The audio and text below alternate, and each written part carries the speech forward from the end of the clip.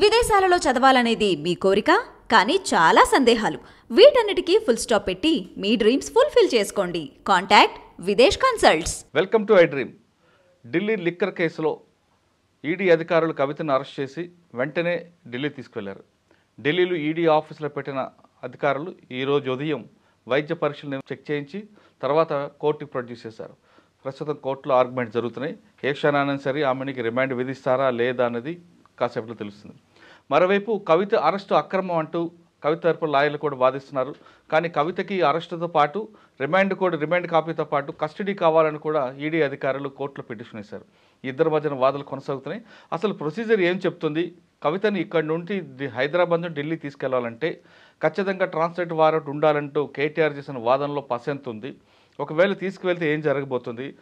ED అధికారుల procedure ఏ విధంగా చేస్తున్నారు? వాటితో పాటు ఇప్పటికే సిబిఐ తన సప్లిమెంటరీ ఛార్జ్షీట్లో కవితని అక్యూజ్గా పెట్టింది కాబట్టి ఒకవేళ ఈడీ అధికారుల కేసులతో పాటు సిబిఐ కూడా కస్టడీ తీసుకునే అవకాశం ఉందా లేదా అనే విషయాలు అంతా మాట్లాడడానికి మాజీ పోలీసు అధికారి డాక్టర్ సర్వేశ్వర రెడ్డి గారు ఉన్నారు. సర్వేశ్వర రెడ్డి గారిని అడిగి పూర్తి వివరాలు తీసుకున్నాం. సార్ నమస్తే అండి. నమస్తే మురళి.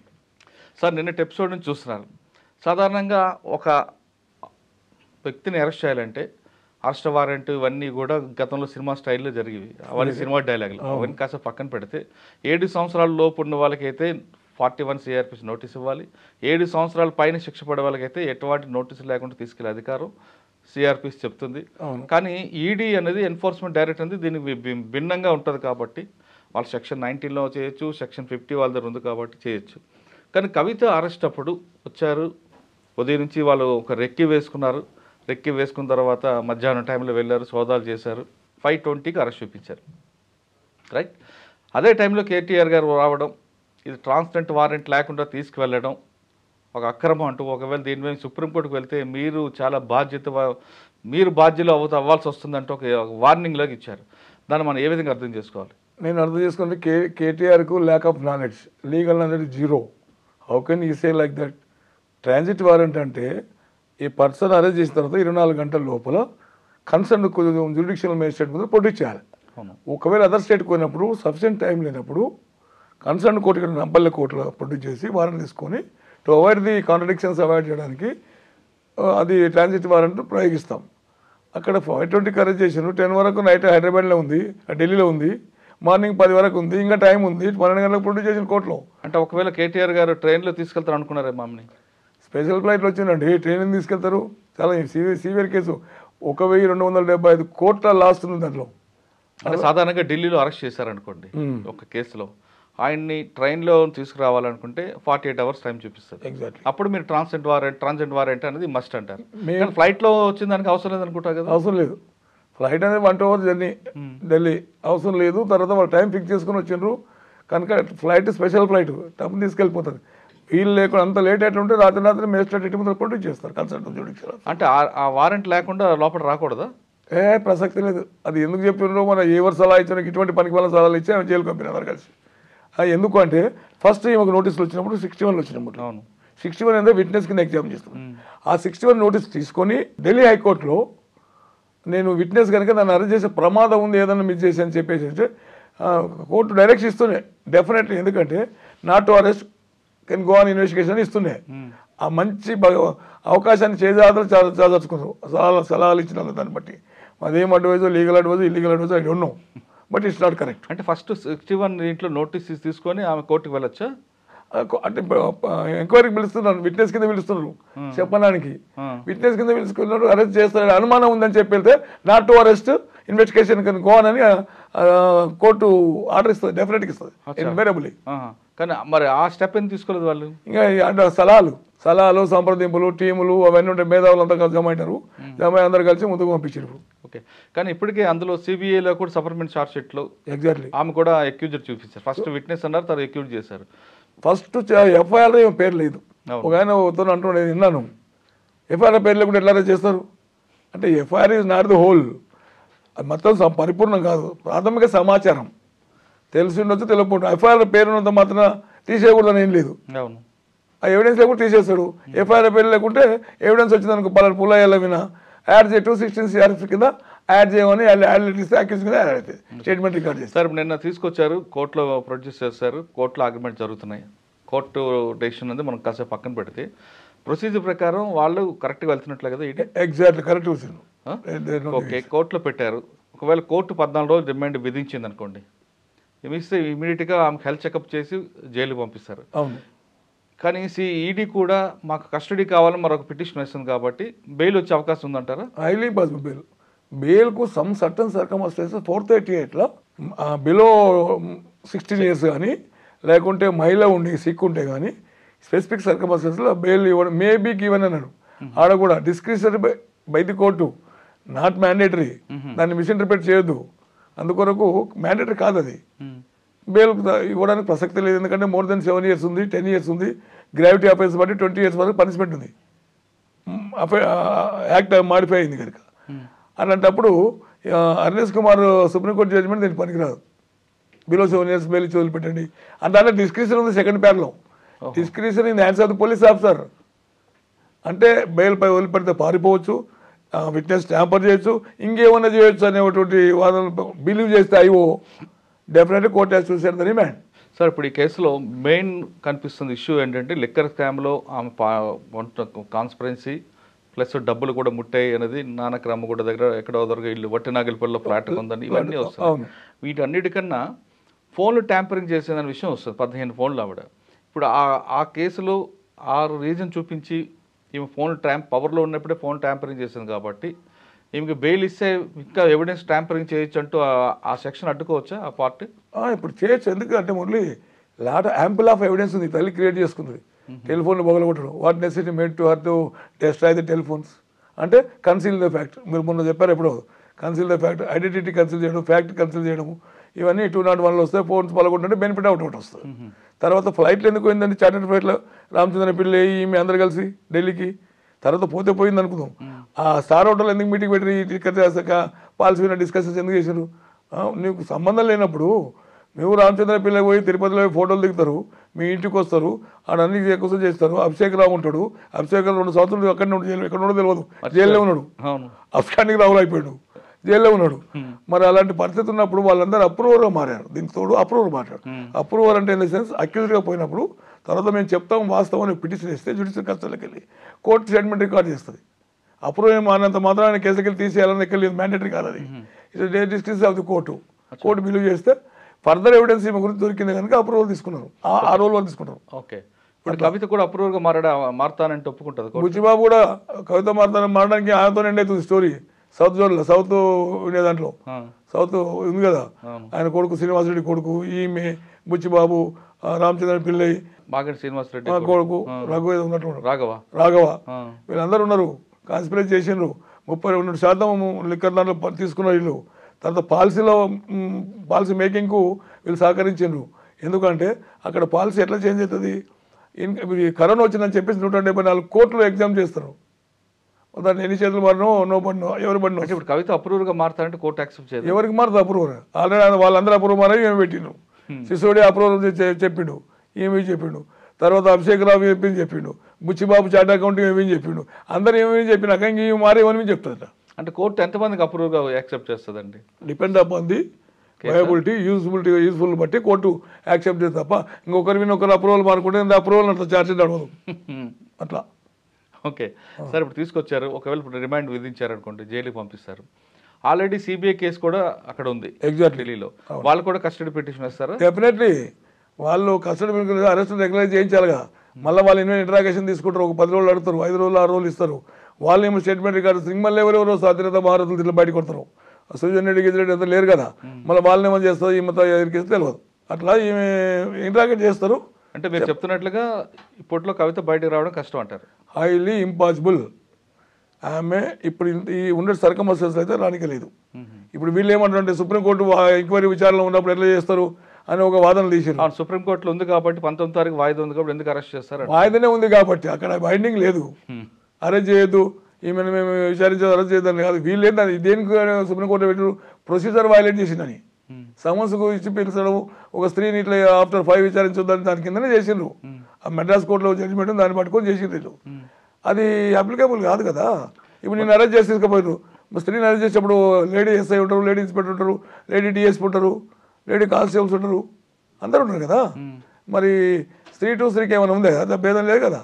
కానీ సాయంత్రం సమయంలో మహిళలకు అరెస్ట్ చేయదన్నప్పుడు ఉంటుండగా 5:20కి అరెస్ట్ చూపించారు కదా. అవును, 5 అరెస్ట్ చూపిస్తే అరెస్ట్ చూపించారు, అరెస్ట్ చూపించకుండా విచారించలేదు కదా. అరెస్ట్ చూపించారంటే there is the matter, accuse proved, అందుకు అరెస్ట్ చూపించారు. What is wrong with that? No arrest, no wrong అట్లా. సార్ అరెస్ట్ విషయంలో ఒకసారి వెనక్కి వస్తే, ఓకే, మధ్యాహ్నం నుంచి ఇంట్లో ఒక డ్రామా నడిచింది.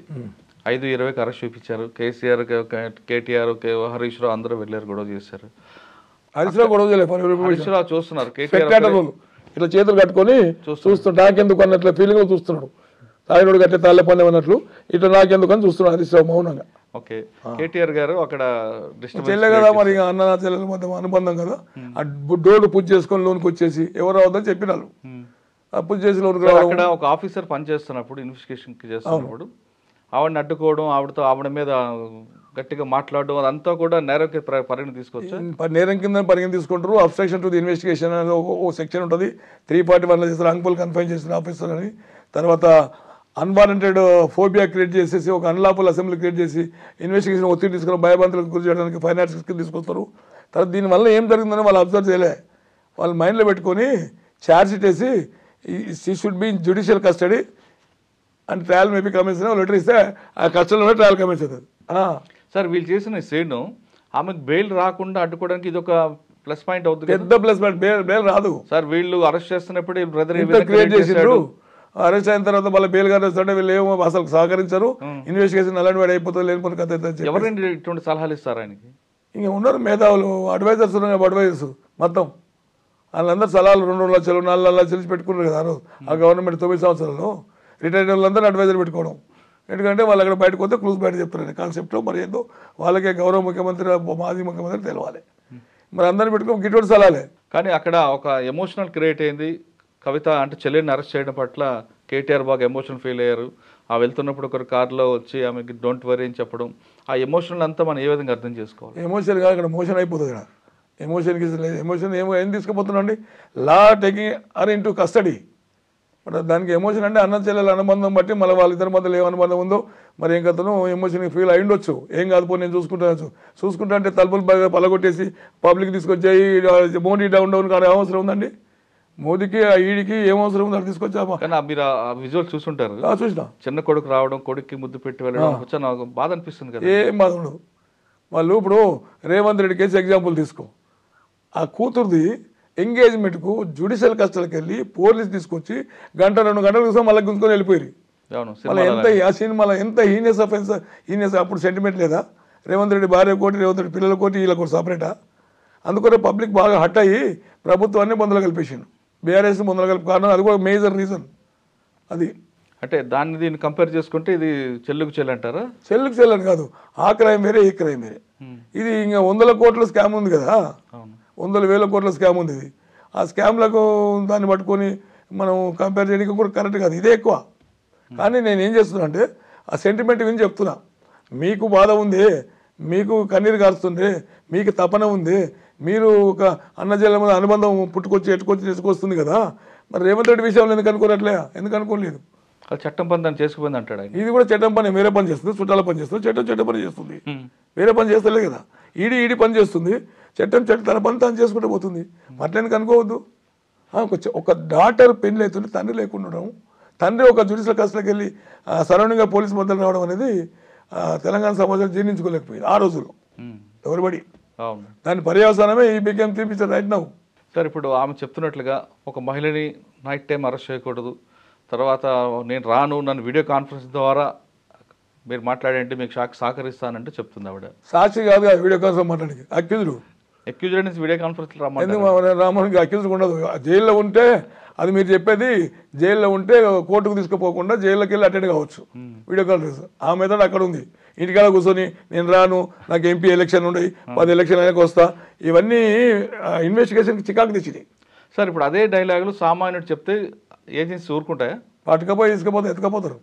మరి ఆవిడ పట్ల ఎందుకు అది? ఎందుకంటే ఒక మాజీ ముఖ్యమంత్రి గారి కూతురు, ఒక మాజీ ఎంపీ, ఇప్పుడు ప్రజెంట్ ఎమ్మెల్సీ, ఇవన్నీ రాజకీయ హోదాలు ఉన్నాయి కదా. అంటే అండి చట్టం కానీ న్యాయం ముందు ఎవరైనా సమానం అంటారు కదా, మరి మీరు ఇంత వ్యత్యాసం చూపిస్తున్నారు. సమానలే కాదని కాదు, all are equal people article 14 అదే చెప్తుంది. రూల్ ఆఫ్ లా అనేది ఒకటే కరెక్ట్. రూల్ ఆఫ్ లా ఇంకొకటి ఉంది, 15 Clause 3 ఒకటి ఉంది. ఏం చెప్తారు, జైల్లో ఆడవాళ్ళకు స్పెషల్ ప్రొవిజన్స్ ఉన్నాయి. స్త్రీల క్రైమ్ కాకుండా పొలిటికల్ దాంట్లో వచ్చిన వాళ్ళకి మొత్తం స్పెషల్ ప్రొవిజన్స్ ఉంటాయి. 15 Clause 3లో ఉంటుంది ఆర్టికల్లో. అట్లా అందరు సమానులే. మరి ఇప్పుడు సమానులు కాదని ఎవరన్నా మేమేమనలేదే కదా. అదే ఇప్పుడు ఆమె రానట్లు నేను రాను అంటే వేరే వాళ్ళకైతే మీరు రాత్రి తబలు కొట్టి మరి తీసుకెళ్తారు. పక్కా చేస్తావు, అటువంటి పని పక్కా చేస్తారు పోలీసులు. ఈడ కూడా వీళ్ళు చేసింది కదా, నేను రానంటే చాయ్ ఇచ్చిండు, తాడిచ్చిండు, మెడకేసుకున్నది. రానని చాలాసార్లు మనం కూడా అబ్జర్వ్ చేస్తున్నాం కదా. మన ఇప్పుడు సీజ్ నాట్ కాన్స్టిట్యూషన్ వేరే ఉందా, వీళ్ళ రాజ్యాంగం వేరే ఉందా, వీళ్ళ యొక్క రూల్స్ ఏమైనా ఉన్నాయా? లేవు కదా. కాన్స్టిట్యూషన్ అందరికి ఒకటే, పోలీస్ వ్యవస్థ అందరికి ఒకటే, ఈడీ అందరికి ఒకటే. డిఫరెంట్ వీళ్ళ పర్సనల్ ఇంటికి లేవు కదా. నేను రాను, నా చదివినప్పుడు వస్తా, ఎలక్షన్ ఉంది, నేను క్యాంపెయిన్లో పోతున్నా, లేకుంటే ఢిల్లీలో కూర్చొని మహిళా రిజర్వేషన్ గురించి పోరాడతా, ఈ సందర్భాల్లో అవన్నీ చేసింది. అవన్నీ ఇన్వెస్టిగేట్ చేసి ఇవన్నీ నెగిటివ్. ఇప్పుడు ఈ చేసిన కార్యక్రమాలు మొత్తం నెగిటివ్. వీళ్ళు డెఫినెట్ పిటిషన్ ఇస్తారు. Trial should be commence when she is under judicial కస్టడీలో ట్రయల్ కమెన్స్ కావాలని పిటిషన్ చేస్తాం. 3-4 ఏళ్ళు కావచ్చు, 5 ఏళ్ళు కావచ్చు, బెయిల్ రాదు. అంటే ఫస్ట్లోనే వీళ్ళు సహకరించుకుంటూ ఉంటే చార్జ్ షీట్ ఇప్పుడు ఈమె అన్నది కదా, ఇట్లా చూపుకుంటూ పోయా కదా, నువ్వు విక్టరీ నీకు అంత ఉన్నప్పుడు మంచిగా నీకు నాకు ఎలాంటి సంబంధం లేదు, రాజకీయంగా పొలిటికల్గా పెడుతున్నావు, అదే ఒప్పుతుంది పో.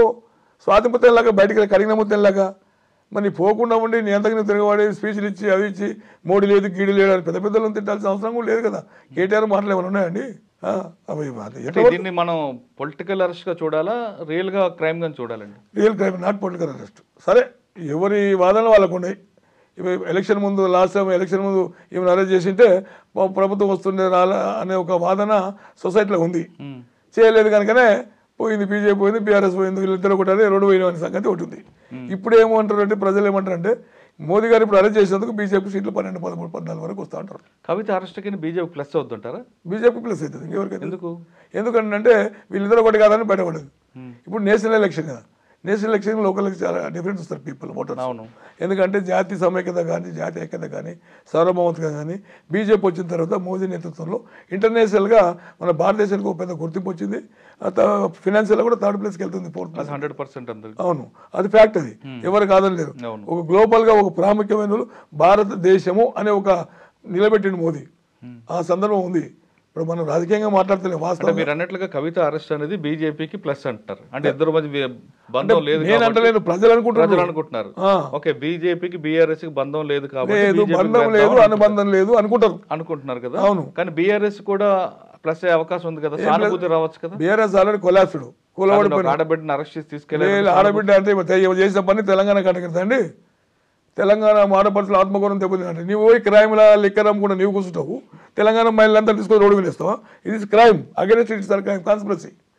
ఆ మాట కూడా కాన్స్పిరసీ యాడ్ చేయాలి 120B. నిన్ను వాళ్ళందరూ ఎవరు లాగమంటున్నారు? నువ్వు చేసుకున్న వ్యక్తిగతం, అది నువ్వు చేసుకున్న బిజినెస్ వ్యాపారం, దాన్ని తీసుకొచ్చి తెలంగాణ మహిళ ఉండి లిక్కర్ దీంట్లో ఇరుక్కోవడం ఏంటండి?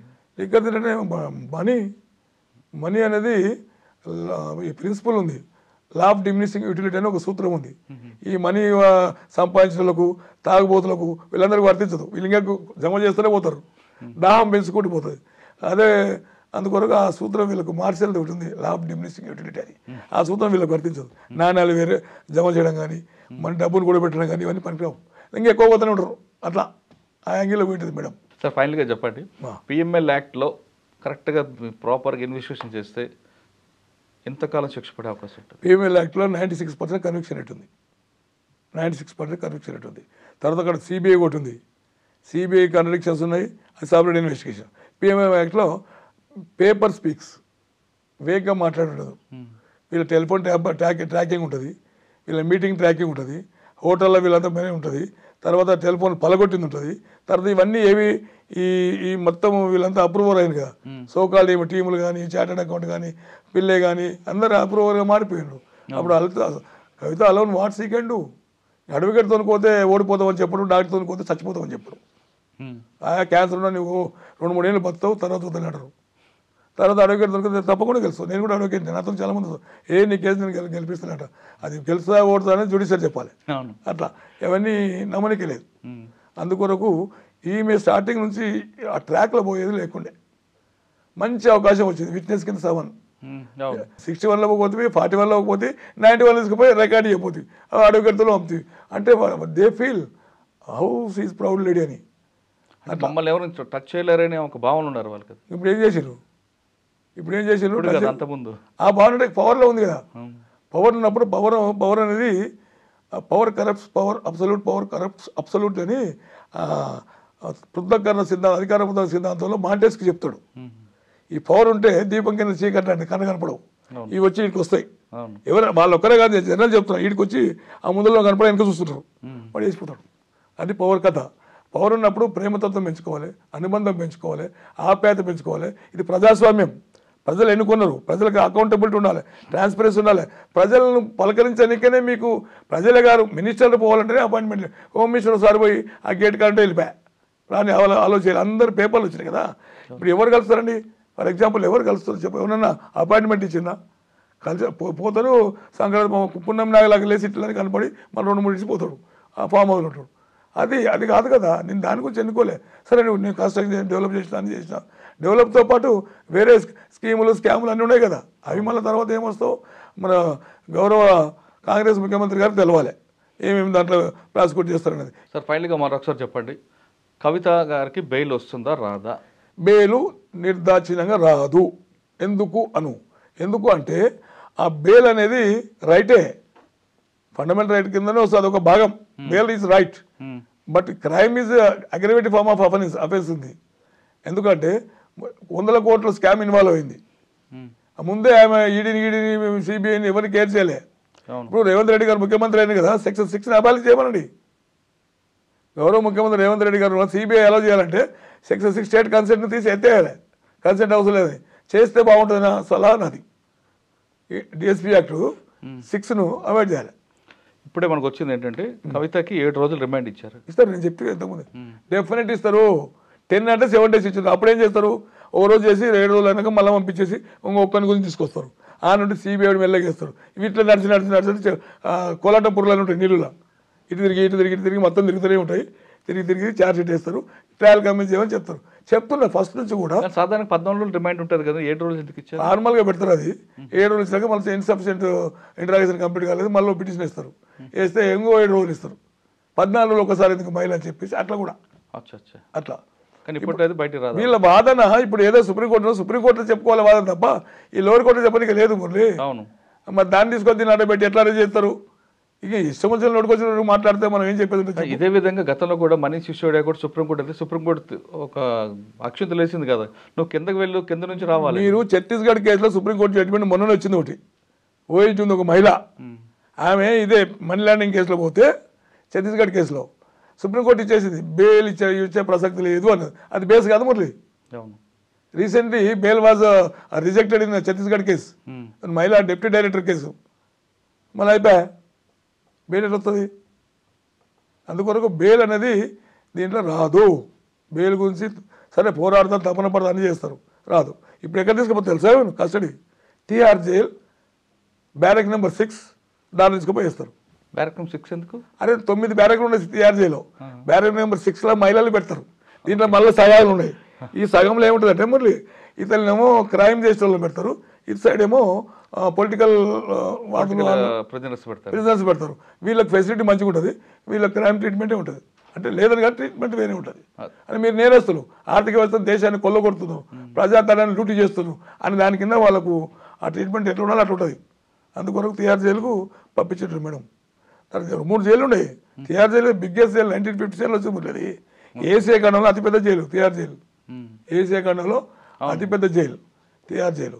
దానిలో 52,000 మంది 5,250 మంది ప్రిజనర్స్ పెట్టచ్చు ఎట్ ఎ టైం. అంత పెద్ద జైలు.